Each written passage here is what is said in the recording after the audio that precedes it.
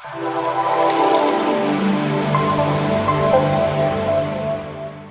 are going to speak to Rabbi Shais Taub, who is a mystic and soul doctor to thousands.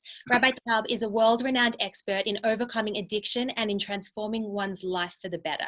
His latest work is titled God of Our Understanding, Jewish Spirituality and Recovery from Addiction, and it's been praised by Rabbi Abraham Twerpsky, MD, as a masterful elucidation on the subject of recovery. Rabbi Taub, thank you so much for being here tonight. Now, right now, we are living in really unprecedented times where many are faced with anxiety and personal challenges. And we've seen that even though sometimes things can look like they're improving, they're not. We've seen that in Victoria at the moment, where many suburbs here are now being locked down. And this has caused anxiety for people in Victoria, as well as for people all around Australia who are now fearing that that might happen. Can you share with us some of your insight into dealing with anxiety and stresses about things that are beyond our control? Absolutely. Thank you. Okay.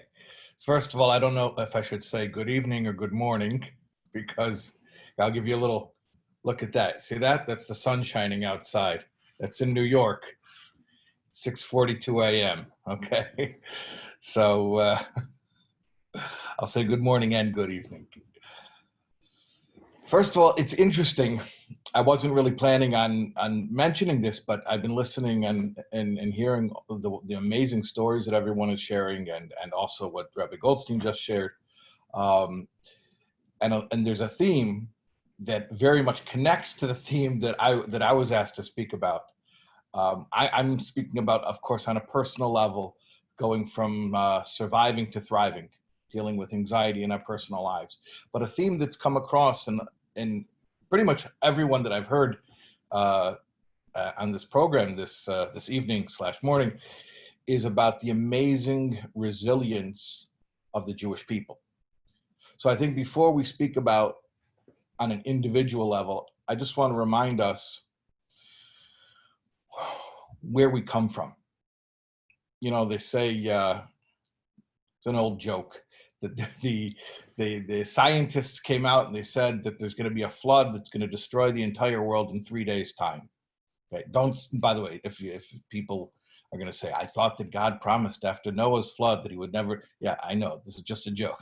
Just a joke, don't worry, it's just the setup for a joke. Anyways, so they come out and they say there's going to be a flood in 3 days' time, it's going to destroy, the whole world's going to be underwater, and that's it. So the Pope comes out and he says to the whole world, you have 3 days to be saved. And then the Dalai Lama comes out and he says, you have 3 days to seek enlightenment. And the chief rabbi of Israel comes out and says, we have 3 days to learn how to live underwater. So, I mean, every joke has a little truth and every truth has a little joke.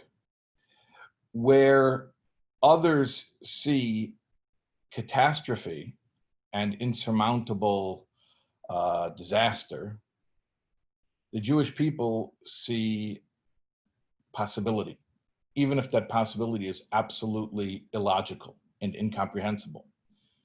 And there's a very logical reason for our illogical position, which is our entire existence is illogical.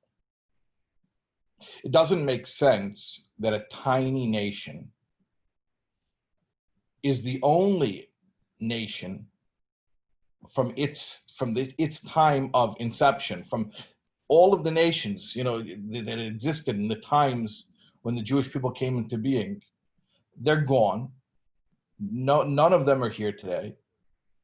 And on top of it all, we were persecuted, we were brutalized, we were targeted for mistreatment by the greatest superpowers in the world throughout history. They're gone, we're here.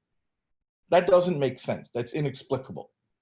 And if you think about how many junctures there were in history where Jewish survival was on the brink of absolute collapse, and how many times, I mean, imagine you flip a coin and if it comes up tails one time, that's it, you're gone. And what are the odds, I'm just saying statistically speaking, that a tiny nation that is targeted for persecution by every superpower what are the statistical odds that they would still be here? It's like flipping a coin over and over again, hitting heads every single time, hundreds of times, thousands of times. So our entire existence is illogical and defies rational explanation. There's a story, Frederick the Great, the king of Prussia. He was an enlightened despot. So he once asked his advisor, he says, I'm not a religious man, so I don't want you to quote the Bible to me, but I would like a proof that I, as a non-religious person, could accept a proof of the existence of God, says Frederick the Great to his advisor. So the advisor said, famously, Your Majesty, the Jews. Like, you want a proof of God, the existence of the Jews, because there's no rational, logical explanation why a people like that should still be here. So before I begin speaking about going from surviving to thriving on an individual level, I just want to make sure we all understand that the precedent has been set and that we come from a long line of people who did not just survive, but were able to thrive. And our existence is miraculous. And our existence is a testimony to the presence of God in this world. That God not only created the world, but continues to conduct all of the affairs of this world. And we are the proof. So that's just something to begin with and to keep in mind before we even begin to look at our own lives. I think sometimes having a context is very helpful. Okay. And I want to go back to this. We'll see how much time I have. I want to go back to this point also, but let's move on for the moment, for the time being, and talk a little bit about, as you said, how to deal with things that are beyond our control. You know, it's sort of a paradox, an oxymoron, if you will, like dealing with things out of our control. Well, by definition, we can't really deal with them. So then what is there to do? There's a story about a rabbi. I'll give you a little bit of the setting in the background. There's a Hasidic dynasty from the Ukraine called Husyatan. There's a town, Husyatan. And it was the Husyataner Rebbe, the Rav of Husyatan. They relocated during the interwar years to Central Europe, to Vienna, Austria. Now, Vienna, Austria, especially during that time, 1930s, was very cosmopolitan, very modern, and there wasn't really a religious Jewish community there. So you have this Hasidic rabbi from Eastern Europe, from the Ukraine, living in cosmopolitan 1930s Vienna, and he's walking down the street, and somebody saw him. It happened to be a reporter from a newspaper. So this journalist saw him and said, "Who is that interesting-looking person?" So they said to him, "Well, that's the Husyataner Rav, and he is not just a regular Rabbiner, you know, in German, Rabbiner, rabbi. He is a Wunder Rabbiner, a wonder rabbi." So that caught the journalist's attention. He says, "A Wunder Rabbiner, a wonder rabbi? Well, I've never met one of those. I would very much like to meet a Wunder Rabbiner, a wonder rabbi." So they arranged a meeting. So the journalist sits down with the Husyataner Rav, and he says, "They tell me that you are a Wunder Rabbiner, a wonder rabbi. Could you tell me what that is? What is a Wunder Rabbiner, a wonder rabbi?" So the Husyataner Rav says, "Okay, all right, let me explain it to you like this. First, you have a regular rabbi, and he controls a congregation, a synagogue. Then you have a city rabbi, the Stadt Rav, like you say in Yiddish, and he controls an entire city, a whole town. And then you have chief rabbi, and he controls an entire country. And then you have the Wunder Rabbiner, the wonder rabbi, and he controls himself." as I said, every joke has a little bit of truth. And sometimes through jokes, especially as Jews, especially when we have a big truth, sometimes we say it in a humorous way. The idea of being a Wunderrabbiner, of controlling yourself, can be the most difficult, the most challenging task of all. We all want to control the world, but the most demanding and conversely, the most rewarding effort is in self-control, self-mastery. And sometimes we get ourselves distracted with things that are beyond our control, thinking that that's where our power is, and the truth is, it's the opposite. Our power is when we focus on our immediate situation and our reactions to things, our behaviors, the way we speak, the way we behave, and not the big world around us. They tell a story about in the early days of communism in Russia, the time of the revolution. They used to send out these indoctrinators to indoctrinate the masses into communism. So they had one of these fellows, sort of like a traveling preacher, except teaching communism. And he goes to a town, a little small farming town, a farm village, and he's preaching about communism to the crowd there. A bunch of farmers in the audience. So at one point, the communist indoctrinator says, "Comrade, I want to make sure you understand communism." So he asks a little old farmer. He says, "Comrade, if you have 2 cows, what do you do?" So he says, "If I have 2 cows, I keep 1 cow and I give 1 cow to the party." He says, "Very good, comrade. That is correct. Okay. Comrade, if you have 2 goats, what do you do?" The little farmer says, 2 goats, I keep 1 goat and I give 1 goat to the party. And the communist indoctrinator, "That's very good, comrade. That's correct. And comrade, what do you do if you have 2 chickens?" And the farmer's silent. "What do you do if you have 2 chickens?" Silence. "Comrade, 2 chickens." And he sees this farmer's hesitating, doesn't want to answer. So the communist says, "Comrade, I don't understand.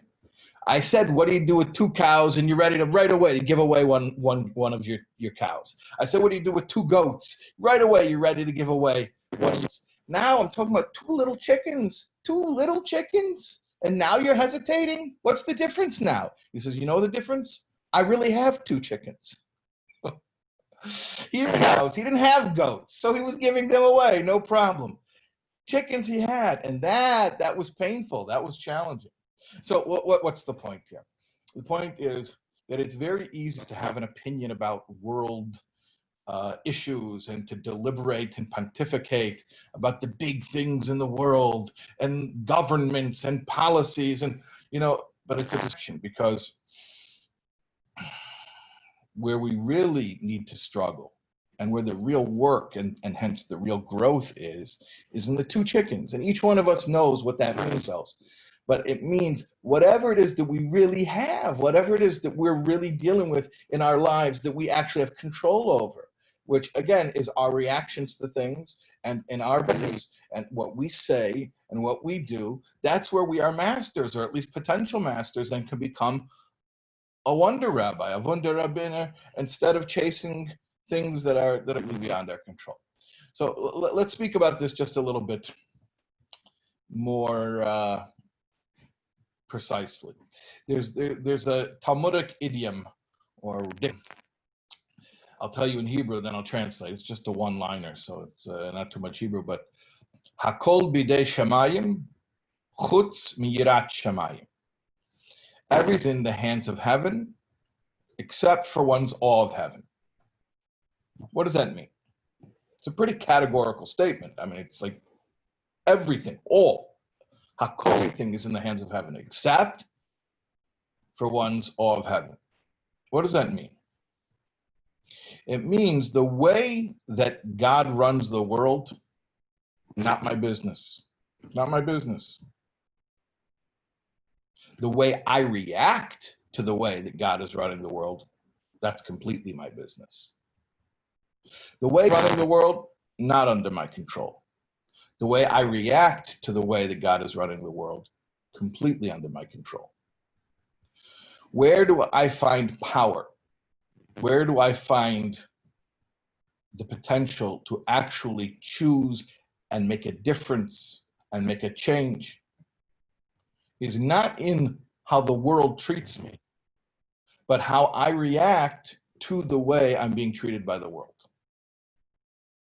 And the first rule, and Rabbi Goldstein alluded to this, he mentioned how our sages say that when someone becomes angry, it's like idol worship.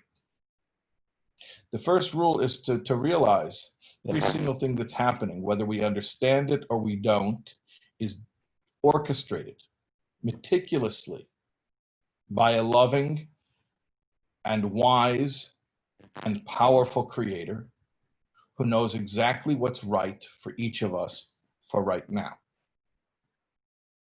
And even when we don't see the plan, even when we see why it is the way that it is, we need to know that everything is exactly the way it needs to be for now, for right now.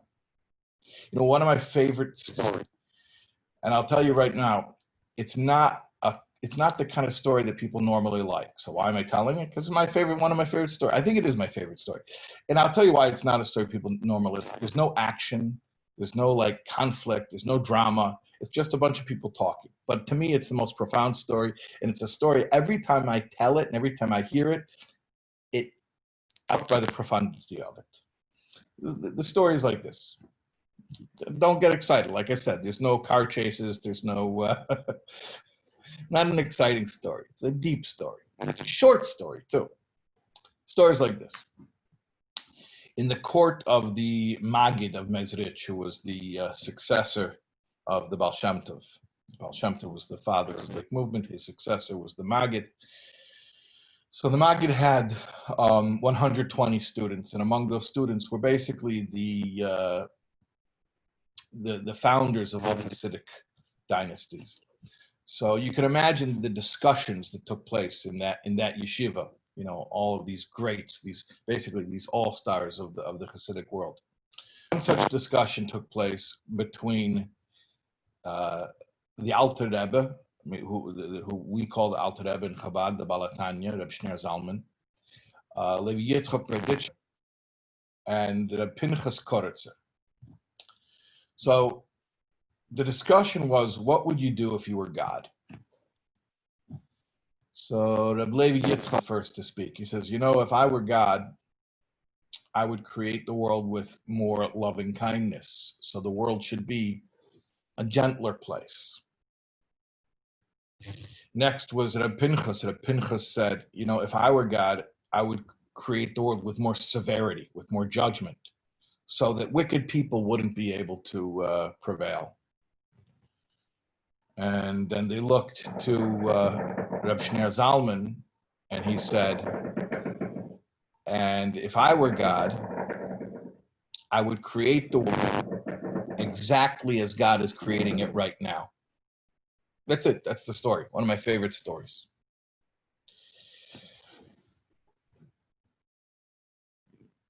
If God were me, God would create the world the way I would create it, the way I, with my finite understanding, would create the world. But if I were God, meaning if I had all power, all knowledge, all goodness, what would the world look like right now? Apparently just the way that it looks right now. But how could a perfect God create imperfection? That's part of the perfection. He's involving us to be partners. That there's a process, and the process involves a world that needs healing.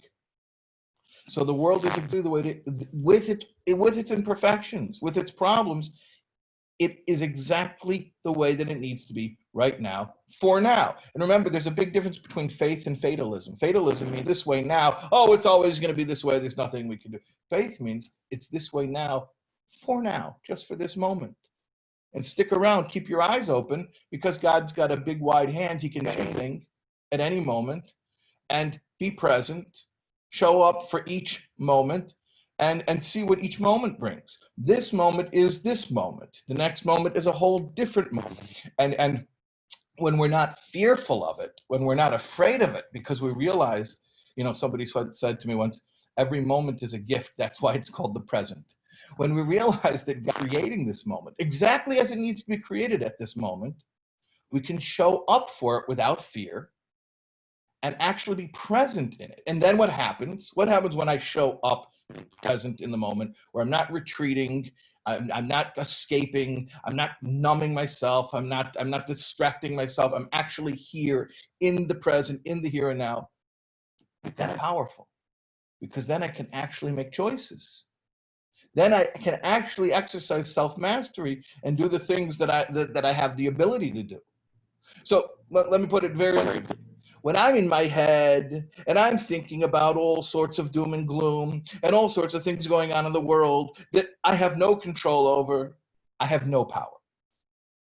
I get out of my head and I show up in the moment and I look around me and I see, what is the mitzvah? What's the next right thing I can do right here, right now? What's a behavioral choice that I make right now? What's a reaction that I can have right now? Now the power comes back to me. Or I should state it a little bit differently. I tap into the power that I already have. So remember, stay present. Fear is the enemy. Faith is the antidote to the fear. Or somebody wants, fear is an acronym, false evidence appearing real. When fear is fear is based conception of reality. It's based on a false premise. But when we have faith, when we know that the moment is the way the moment needs to be, that we are enough. We what we need to have for this moment, and we show up to the moment, and we don't try to think about the way other people should behave, or the way the world should be, or the way humans should be, or the way we just focus on being a wonder rabbi and mastering ourselves and our behaviors and our choices, even though that's the hardest thing in the world, because that's our two chickens. That's where it really hits home, to make choices that we really have the power to make. Then there's this shift, there's a huge shift. We go from being a victim and being reactive to being the hero of our story and being proactive, making choices and finding our power. Okay, I said I wanted to go back to a point that I made earlier, and then I know that there was a request to take questions, so I don't want to use up all my time monologuing over here. But I just want to, we'll do Q&A in a moment if that's what you'd like to do. But I just want to go back to one thing that I started off speaking about before, when we're speaking about coming from a long line of miracles. Each one of us in this world today, every Jew who draws breath, who walks this earth, is a living miracle and a testimony to the power of God in this world. I just wanted to add a thought, and that is that the world has been turned upside down, and everybody is asking, what is normal anymore? What, and will we ever go back to normal? And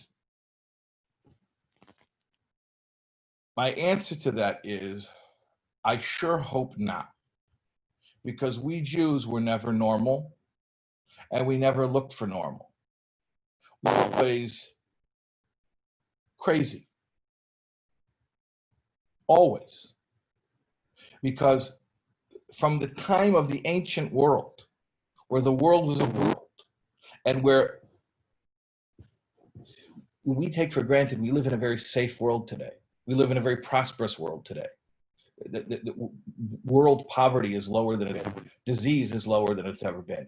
There are less wars today than there's ever been. We live in a very safe and very prosperous world. The ancient world was a very, very dangerous and dark and frightening place. And at that time, we Jews were saying that not only it's possible, but we are going to bet the farm on the idea that the world could become perfected and that there could be some prosperity, not just for the Jewish people, but for all humanity.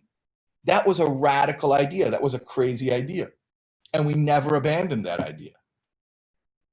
You know, there's a word in English that describes this kind of craziness. The word is quixotic, Quixotic. And it actually, the etymology of the word is it comes from Spanish. It comes to English from Spanish.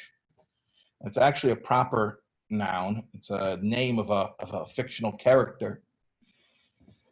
People who know literature know that the Shakespeare of Spanish was Cervantes, and he wrote the Don Quixote, the famous novel Don Quixote.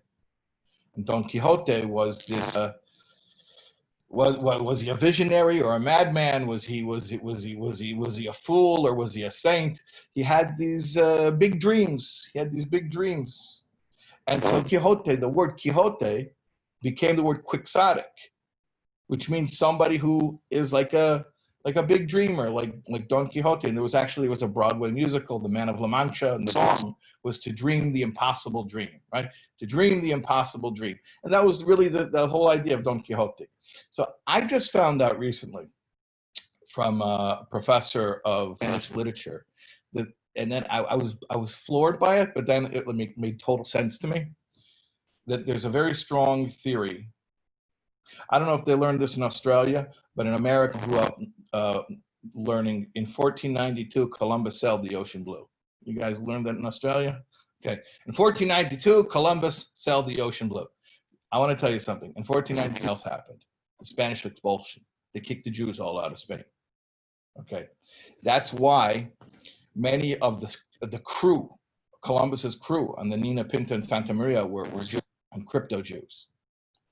There's a very strong theory that Cervantes was a crypto Jew.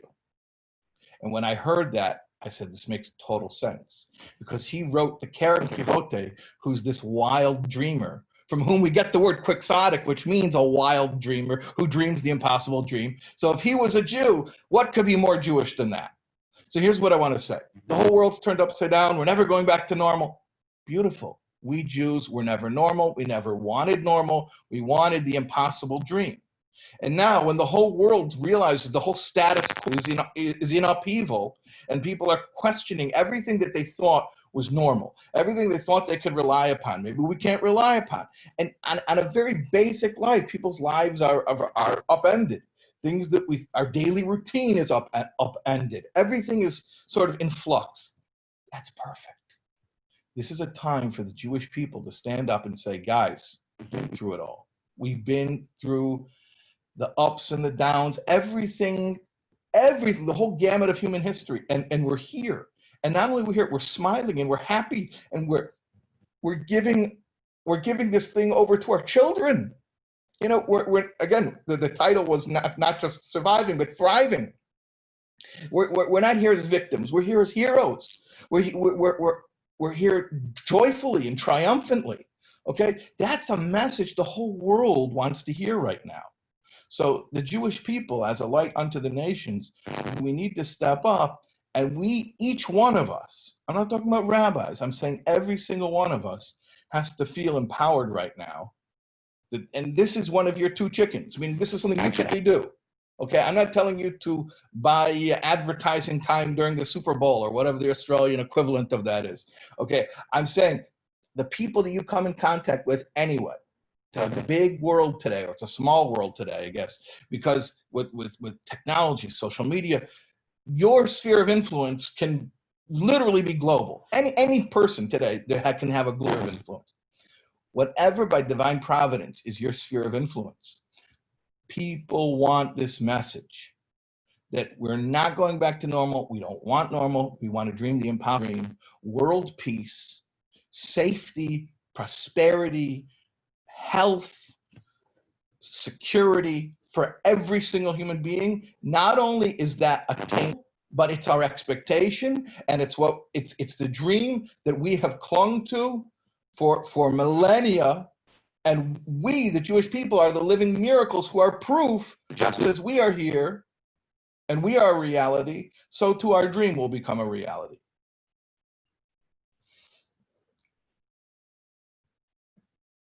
Okay, I'll turn it over to questions if that's... Thank you so much, Rabbi Taub, and thank you for inspiring and empowering us and reminding us that we really are equipped to deal with everything that's going on, because as you've said and reminded us, we are a people built on miracles and challenges throughout our whole history. Now, there are so many questions that lots of people have for you tonight, so hopefully we'll be able to get through quite a few of them. Can you recommend, now you've already done this by saying self-control, staying present, looking at your reactions, your belief, what you say and do, doing mitzvahs right then, and keeping the power we have. But are there any other simple You just said my whole talk in 30 seconds. That was it. You should have... I was taking notes for myself and everyone. But can you tell us, is there anything else you can recommend when anxiety does creep in? Is there any simple tools and tips that you can do in that moment, apart from those things, to quickly curb it? Breathe. Breathe.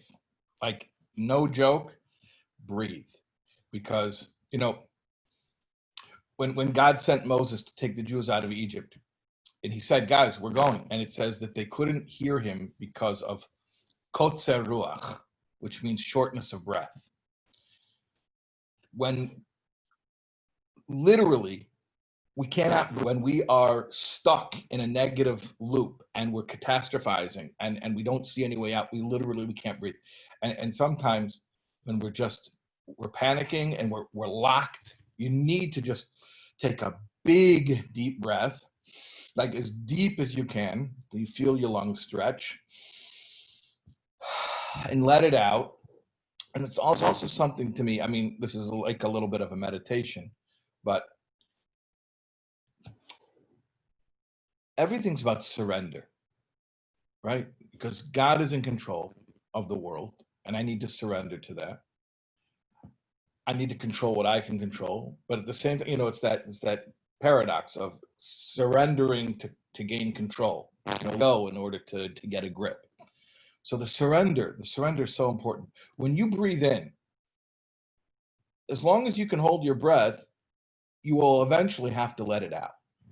And there's something literally like a catharsis when you let out the breath, and just that letting it out, letting it go, letting it leave you. Every time you sigh, in Yiddish we call it krechts.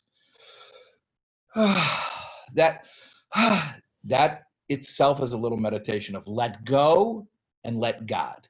Let go and let God. So that's a very powerful tool. Very powerful tool. And yeah, I do it hundreds of times a day, actually. That's a great one, because we can also make sure that we can all do it at any moment, wherever we are, whatever's going on, we can just stop and do it. Now, mental health is something that we all speak about and are educated about and read about currently. Are there examples in the Torah that come to your mind of people that struggled with mental health? You know, that's a great question. And I'll tell you something. All of us struggle with mental health. I think that's an important thing for us to realize. First of all, because it destigmatizes it. Mental health isn't something that only some people struggle with. All of us struggle with it to some degree. So if you ask me, like, is there a biblical persona that I would use as an example of struggling with mental health? Well, you know what? I think the most powerful one, the most helpful one, is Adam and Eve, because first of all, all of us are descended from them, and their experience really sort of created an embedded pattern in the human psyche, which we all inherited. And I think that's very important to realize, that there's a certain amount of psychological issues that is just part and parcel of the human condition. Now, specifically, what is it? Just, not to leave you hanging. When Adam ate from the tree of knowledge, what happened? They ate from the tree of knowledge. They got knowledge. What does that mean? That they became editors of Wikipedia. They could win at Trivial Pursuit. What was the knowledge? Well, we know what the knowledge was, because right after they ate from the tree of knowledge, they became ashamed of their nakedness. Now, before they were naked, and they were not ashamed. Like a baby runs around without a diaper, and there's nothing shameful about it at all. But then they became ashamed. What was the knowledge they gained? The knowledge was self-awareness. And self-awareness is the root of all psychological dysfunction. Everything is ego. Everything is about ego. There's a Hasidic parable about the ego. They say that the angel of death came to God and he complained about his name. He said, "My name's too scary. People hear, the angel of death. Oh, they run away." But see, the Talmud says the angel of death actually, he's an angel, and his job is to mess people's lives up, making them make bad decisions that are gonna, get them punished.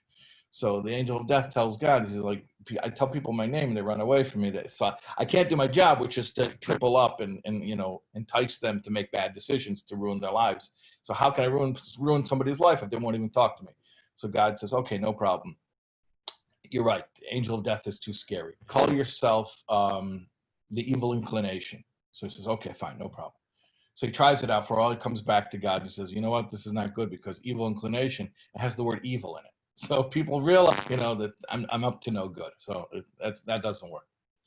So he says, okay, call yourself. He says, I have a name for you. Call yourself Satan. Satan means the adversary. He says, okay, let me try it out. Comes back. He says, God, they ask me what it means, and I tell them it's a Hebrew name. Well, what does it mean? Adversary. Adversary? I thought you were with me. You're against me? Get out of here. So he says, all right, I got a different name for you. Okay, it's almost cute. It's almost like a fluffy, cute little name. Call yourself, and the Hasidim came up with this name. Call yourself Animal Soul. Animal Soul. It sounds a little more innocuous. So he tries out the name. So the angel of death / evil inclination / adversary. He goes to earth and he tries out Animal Soul. He comes back to God a little while later. Says, God, Animal Soul name doesn't work either, because I'm about to close the deal. Someone's about to make a devastating decision to ruin their life. And then they're like, by the way, what's your name again? I'm like, Animal Soul. I'm not comfortable really taking advice. Animal, I'm going to check it out. I'm going to talk to my wife first. I'll get back to you. And then I don't close the deal. So I need a new name. So God says to the angel of death / evil inclination / adversary / Animal Soul, he says, okay, fine. I got a name for you. It's actually a perfect name for what you do. I didn't want it to come to this, but since you have a good point. If you do business under this name, you're going to actually be very, very effective at doing what you do, which is to make people ruin their lives making bad decisions. Because if I give you this name, everyone's going to always listen to you. They're always going to think you have their best interests at heart, and they're always going to believe you. So the angel of death / evil inclination / adversary / Animal Soul says, God, lay it on me. What's the name? So he tells him the name is Yesh. Existence. I exist. Or you want to be philosophical, call it the conscious ego. The meaning of this parable is that just the separate sense of self, the ego, and sometimes we say ego is ego, edging God out. The separate sense of self, that ego that separates me from you and separates me from God, and ultimately separates me from my true self. That's the source of all dysfunction. And therefore, all healing is an attempt to transcend ego, is an attempt to transcend ego, is an attempt to be truly selfless. We're afraid of selflessness. Selflessness is not self-destruction. It's self-transcendence. It's not destroying the self. It's rising above the self to be bigger than we are. And that comes from humility and acceptance and gratitude and that let go and let God. That's called being a spiritual person. And that's health. And we're all struggling with it. And we're all, on a daily basis, we all struggle with that conflict between the ego that would destroy us and the self-transcendence, which would connect us back into the stream of life. Amazing. Can I ask you, in your book, one of the things I read was that Jewish principles relate to the 12-step program. Can you just tell us briefly a little bit about that, please?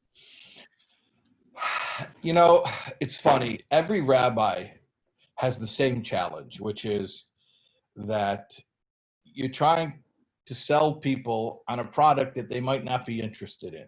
Like the rabbi gets talking about God and he's talking about spirituality, and the people are like, Rabbi, just finish up and let's get to the Kiddush, right? Okay. So I'll tell you something. The world of Uri is an amazing world because these are people for whom spirituality is not a luxury. Spirituality is, well, to put it in a very sober way, no pun intended, but it's life and death. It's life and death. And you really see that it's life and death. You see people for whom, when they are connected, when their relationship with God is strong, they thrive. And as soon as the relationship with God is weakened, when it's treating back into ego, then they get sick very quickly.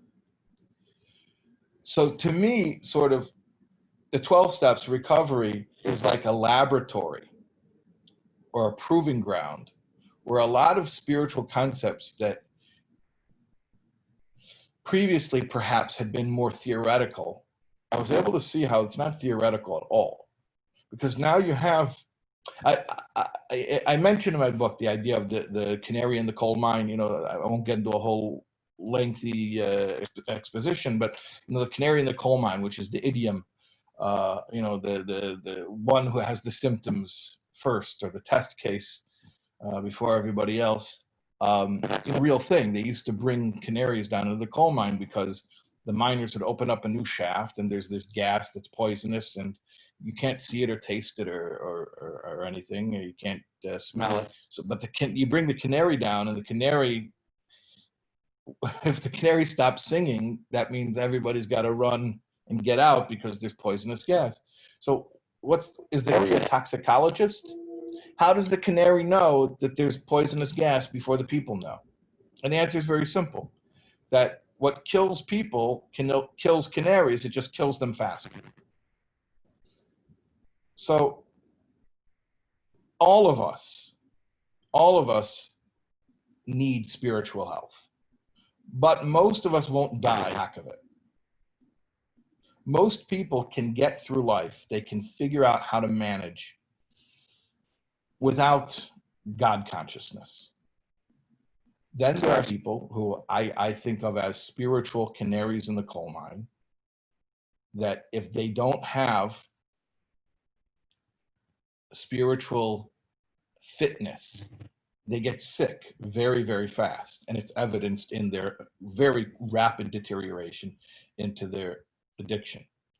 So my point is to answer your question, in the 12 steps, in the principles of recovery, you see so many truths that we were told, that we studied, that are in the books, and that we learned in yeshiva, but you see it in a very, very obvious way with people who, when they act this way, when they live this way, they're healthy. Don't live that way, things get very bad very quickly.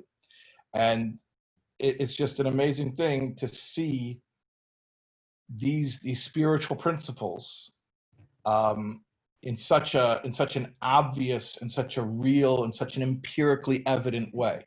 I guess that's what I would say. Everything that we were taught, you can really read how true it is. And that's why, to me, there's no conflict or conflict of interest whatsoever. It's the same truth. It's just like I said, really, really evident and obvious. And for that reason, by the way, I would say that even if you're not an addict and you don't know an addict, statistically speaking, by the way, most people, either you are an addict or you know an addict, because 10% of the population is an addict, and you know 10 people, right? So, but even if you're not an addict, you don't know it, or you think you don't know an addict, it's very worthwhile, I think, to at least have some connection to the recovery community, just for your own edification, for your own spiritual enlightenment. And there's so much more to be said about that. I wrote a whole book on the topic, but I'll leave it at that. It's a great book, and I have read it, and I highly recommend it. And it's also interesting when you say 10%. It's not just substance abuse; it's also overeating, spending, gambling. There's all sorts of abuse. If I can just ask you one more question tonight, although I'm sure there are so many more questions. With all the knowledge that's out there and all the tools we have, do you think the next generation is going to have it easier to deal with mental health than the current generation? That's for sure. Yeah, absolutely. Absolutely. We live in really amazing times, and the world is a more compassionate and more tolerant place than ever. And that's, yeah, thank God. What I would say, what we need is, we have so much compassion, and we have so much, I would say we're probably the most non-judgmental generation in history, I think. So that's not really an issue. But what we do need at the same time is, when there's all that openness, which is a good thing, it's absolutely a good thing, there also needs to be guidance. Because when everything's a possibility and we don't know how to focus, we don't know how to pick a way of channeling our energy, so that can also become very depleting. Our energy gets expended in the wrong directions. So with all the openness and the tolerance and the compassion we have in this generation, we need to also make sure we have some guiding principles that help us keep our focus. And that's why it's very, very important to remember that the guiding principles of our eternal Torah are never outdated. They're not ancient. They're current. They never age. They never get old. They're eternal. They're timeless. And to really, I just want to encourage everybody to, especially at this time, when we're looking for an anchor and we're looking for guidance, increase your Torah study. In whatever way you can. You can go online, so much online. You can reach out to a friend and start a study partnership. Find a teacher. There's so many teachers. When I came on here, I saw so many teachers speaking. These are people, I'm sure, reach out to them. They would be happy to teach you. But do something to increase your Torah study. That's that checking in and recalibrating and getting your head on straight. An hour a week, 15 minutes a day, whatever it is that's realistic for you. Your two chickens, whatever it is that you're able to do, but so important. Thank you so much for your guidance, and thank you for all the tips and techniques. And I know I, for one, will be thinking about you every time I stop and remember to breathe, which hopefully will be a lot. So thank you so much for being here and for getting up so early to be with us.